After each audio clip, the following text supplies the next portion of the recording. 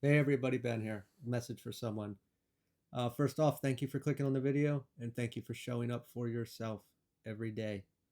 I was getting ready to connect and I saw the name The Morgan and I heard Do Me, Do Me. So that's where we went. When I lit my Palo Santo, I usually use like wood matches and then hold that. And obviously the flame was burning down and I heard, let it burn down to your fingertips and feel the pain, the wrath to my people. At first, I thought wrath, meant anger, but when I looked it up, actually, like, I think it kind of actually even had like an Irish descent that it is almost kind of like a ring fort. If you want to picture like someone's home and they had an outbuilding or a small village, and they'd have these mounds or like a ring of dirt or a hill that would kind of encompass their home or village as a way of protection. And I'm looking at this as you know, the home to the people is found in pain, like her people are found in pain. Normally, when she comes forward, it is a catalyst or initiation to leave that pain, to transform in some way. And that's not always pleasant, but it is an initiation, transformation to move forward. And then I heard silence to be, uncover the truth. Normally, we're going to look at that as going inward to find out the truth or meditate to an extent to receive guidance. And then I heard to smear the name in blood. When we, thing called like a blood smear, they take your blood and smear it on a slide to look at it under a microscope or some other optical tool to see what you're made of. That's the way I'm taking it. See what you're made of. Uh, Obviously, we've been through trials and tribulations, and we're gonna see: are you gonna move forward, or are we gonna stay where we're at? Then I had an image, and just like a bunch of pages were like flipping like that fast, and I saw fists come down at one page, and that page number was 796. And then uh, she flipped the page and said, and this, and this, and that, which I fully didn't understand at the time, but I did. I was going to research the number, the page number later then, and then I heard uh, death and rebirth, a switch, a flip. I asked if that was it, and that was it. And oh, no, I forgot one part. When I was waiting after I asked, is that it? My page before was like starting to fold over, and I was using a different book that I normally don't write in because I wanted to transfer my notes over after what came through because it's normally really messy. So it's easier for me to present it to you guys. And what was on the other side of that page, uh, something I was working on before a long time ago, and what really stood out was magnetization emotional response. And I just wanted to touch on that briefly of you know hold on here, feelings attract similar experiences. And when we are in these cycles or these loops, when we haven't fully healed a wound or an experience that we keep repeating, we're going to keep attracting that. And I just said this in a past video, vibrationally, we can only meet our match. We can try to say, oh, I'm happy, I'm ready to meet the guy or the girl of my dreams. And but deep inside there's still something going on that maybe we're not acknowledging or suppressing or thinking we're over. And we meet that person and we repeat this. It's like the relationship is almost the same, or maybe a past relationship we healed something but it triggered something new, and now that's showing up. We keep repeating these cycles, and it's not just in relationships. It could be work, any type of stagnation, not being able to move forward, not fully embodying us, hesitant, lack mentality, all sorts of things. And when we're looking at this what I wrote there, magnetization, emotional response. We can even look at this as, I don't know, what's that squirrel theory? You just grab this nut. Oh my God, there's another nut. There's another, all over the place. Anything that's shiny is grabbing our attention. We can look at it with the internet or the social media, like an algorithm. It says, oh, well, you're in a bad mood or you're sad and you watch something that was, reinforced us being sad. So we're going to keep showing you what we think you want, which is sad or depressing. And we're in that mood, so we click on it, and now it just is reinforcing this even more. And then we just keep seeing more and more of that, and it almost keeps us there. So this is how, our emotions, whether we're actually truly acknowledging them or we're suppressing them a bit, deep down, we're still at that level, if you will, whatever this may be. And if we're naturally attracting these things, magnetizing these things to us to keep reinforcing that experience. And, the Morgans, when she comes through, is a transformation, a death needs to take place to move forward. We do get a bit more in depth on there. At the very end, I started to write something and then I scribbled it out, but it kind of turned into a symbol that I felt was very important. And I'll leave this for you guys to interpret. I can see it one way, but I don't want to take away from what it truly could be for you. The way that I see this is, let's look at this as a path. I'll try to do this because this is mirrored. Yeah, I'm not very good at that. So anyway, we're going this way, and then say we had a fork on the road, and maybe we did those. And look at this. It's like a circle. Cycle is closed, and we're going a completely different road now. But this dot sticks out. And what if that is our joy? We came from here, we went there, it didn't work. Let's just call those two different relationships. We closed that cycle. And now we're going this way. We went right past our joy, which is right there. Something to think about. Okay. So I didn't have a book that went to 796 pages, so I just typed it in. I figured it would probably be the Bible. And it did. And I was looking that up a little bit. I'm going to butcher this name, but I believe it is Ecclesiastes. Ecclesiastes, chapter 7. I'm sure I screwed that up.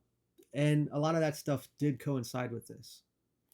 But I just wanted to dig a little deeper. And this is I love how this stuff kind of adds up. So it was like a picture of a medieval book, from back in time.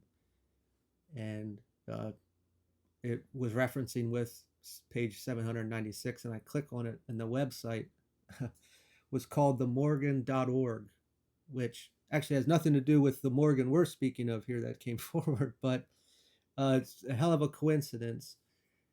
And they're actually, it's a museum and a library for, artifacts and things from the past. And that page, I guess someone rewrote or translated the Bible, and his last name was Morgan. But that was Psalms 1. So we have in Psalms 1, I'm not going to read it. I just took some key parts out of it. It really has to do with righteous and wicked, connecting to spirit or not. A tree planted by the stream versus chaff. So when we look at a tree planted by the stream, it's being nurtured.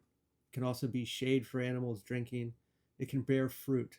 When we look at chaff, chaff is like a byproduct of, farming a crop. We take the good part and it's just junk at that point. It's blowing in the wind. It's worthless. It has no point, no purpose. What it's really getting into, I'll probably repeat this a bit after I go through chapter 7 of the page 796, but when we look at our life here, at least the way I see it now, is it's very driven by materialism, whether that is like physical, tangible things, or attention, if you will, some sort of interaction that way. And I think we're mostly raised to be driven that way. It is, it's the, it's given as the point here to acquire things and experiences to flourish our life in that way. And we can be misled, by running down that road of, but it's always advertised that way. Everything we see is reinforcing to fill your life with all these worldly possessions. And I'm not saying there's anything wrong with that. But when that's all we see, that's all that we're driven towards, it won't be a very fulfilling life because it's all based on the external. It's external validation, however you want to look at it. Even with people and relationships and interacting, especially now, it's getting even worse with the idea that it's through the internet, and those connections are a lot less meaningless. They're not fulfilling as, maybe picture back in grade school, we had classmates and we interacted in person more. And now it's just electronic, and what's a like mean, or a heart, or however you want to look at it. What does that do? It's a number that has no energetic. I mean, it does to an extent, but not like being in person and interacting. I'm going to break it right there, and then I'm going to speak a little bit on the chapter 7. This had to do with wisdom versus flash. Wealth, true wealth, not just financial wealth. Like, what is true wealth? Flesh and lust. It's kind of like a silent walker versus their external expression, which, if we think of a wise man, he's probably quiet and he's alone and he's doesn't have all these fancy things because he doesn't need them to be fulfilled. He went internal, and he knows enough about everything around him that he doesn't have to make mistakes anymore, or repeat cycles, if you will. And then the external expression, this constant idea of judgment, whether self or external, that, oh yeah, they got I don't know, back in the day they used to say wall-to-wall carpet like it was a big deal, and now no one likes really carpet. But yeah, they got wall-to-wall carpet, and the white picket fence, and all the cars. They got 2 cars, they got benefits, they got kids, they got a dog. Happy family. And this is the image we present to the external for possible validation. It is nothing within. I'm not saying family doesn't fulfill. That's not what I'm getting at. It is being driven by the external to validate ourselves, I think, is what I'm trying to get across. And then, yeah, it's what truly does matter. And until you break everything down, I just did a message before this that had to do with just being done with the facade, with everything. And when we get to that place, we're going to find out what truly does matter, that all these things aren't fulfilling us one bit. I mean, we think they are. I mean, granted, I'm all about our basic necessities, food, water, and shelter. It's nice to have a vehicle and a nice place to live. Like, I'm not knocking any of that stuff. I'm talking about everything else when we seek the validation or the fulfillment or love from the external because we're not producing it ourselves. Going into our cards, we only got 4. 7 of Wands, conviction, standing up for yourself, what it is that you truly believe in. In some of these, Psalms 1 or the chapter 7 went in to being open about your spirituality in a way that, like, I don't want to say like a Bible thumper way. And if that's taken offensively and you're a Bible thumper, you're not a true Bible thumper, because Bible thumpers would love to be called a Bible thumper because they're proud of it. But what I mean is, like, let's say here, I'll use myself as an example. So I was heavily into this spiritual world, however you want to call it, heightening gifts, heavy on shadow work and healing, and finding anything and everything to move forward. and did that, in the silence while still interacting with society as everyone else does. Can't really go and have these in-depth conversations with anyone, or, you know, say things to people that are too sensitive because they'll be triggered, rather than being able to see things differently or open their perspective to different ideas or ways to heal. Or like, no one wants to do the work, so you do a lot of that in silence. And I come to a crossroad that, look at me here now, out here in the world. Everyone that I knew was going to know, and they'll probably say, oh, he flew the coop, he's crazy, he's nuts, he's lost it, he's schizophrenic, all these kind of things. But what does that matter? Because all that time I wasn't doing what I wanted. Like, I love doing this. I've actually, I'm really hesitant to be on the video camera and all that stuff, but I actually really like doing this. It's fun. So, like, that's a hobby to me now, and I enjoy it. I look forward to it. But before, I would have had to suppress it. No one would be able to listen to it. I had to be okay with saying, well, I'm just gonna, like, this world or this life isn't fulfilling me. So what do I have to lose? If that makes sense. Now, you kind of do have to give up some things. Like, say, dating. I'm not going to be able to date anyone in the normal world, because just on a different level. Not that they're below me. It just see it by, like, it's just not going to work. The things that are small and mundane that seem really fulfilling to normal isn't going to do it. There's it's so much more in depth. And you know standing up for what we believe in, or what we want to do, and being okay with that ridicule is a step. That is scary to have to want to step into that, but whatever it may be that you're going through, like, is it gonna ever fulfill you if we're like hesitant to go there? Which a lot of these next cards get into. Creative block, Ace of Wands reversed. Like, this delayed progress is inflicted by us. Uh, there's a fear of something. Uh, I mean, like, just speaking on, we'll just keep using my story and think of, like, fear of rejection, of course. Not being accepted is natural. And then, we're looking at the past and losing our past. Maybe we're hanging on to the structure and the way things were. We got into, like, the righteous and the wicked. Let's just use an example of, we grew up, but we're still young in our mind and still in that partying phase, and all of our friends got married and have kids, and we're still horsing around. But we don't want to let go of that, but we want everything that they have.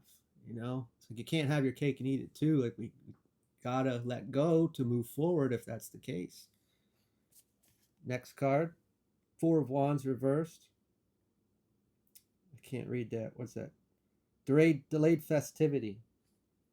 Yeah, we're delaying the party, blocking the joy, and we're in a place of uh, frustration of it. I want to move forward. I want all these great things, but we're not ready to let go of something, if that's the case. Resistance, the Hangman reversed. Necessary sacrifice, giving something up, whatever that may look like. Looking at my story of giving up this false image of, I'm like everybody else. No, I'm not. I'm not like everybody else. I just don't openly walk into the grocery store and spout it off at the top of my lungs, but I'm doing it here. And it's not for fame or fortune. It's because I enjoy it. And if I'm blessed with the ability to help people work through difficult places and send out messages that come to me, well, that's pretty awesome. I mean, who wouldn't want to be able to do that? I find great pride in that ability. Not in a prideful way of, look at me, but like, I'm proud of myself that I have the ability to help people. But I can only help people that want to help themselves. That's another big thing. And you can't go and try to help people that want to stay places, or in situations that they don't want to move forward yet. And that's okay. You just have to let them. You got to be okay letting them be there, and you got to be okay moving forward alone if that's the case. This could be people, places, or things, jobs, work, habits, anything and everything. I'll leave it right there. I'm drawn to show this again. All right, guys. It's kind of all over the place. I'm new to the whole Bible stuff that comes through, but I'll share what comes through. And I wish you all the best. If this resonates with you, feel free to like or share your story in the comment. And until next time, we'll talk to you later. See ya. Bye.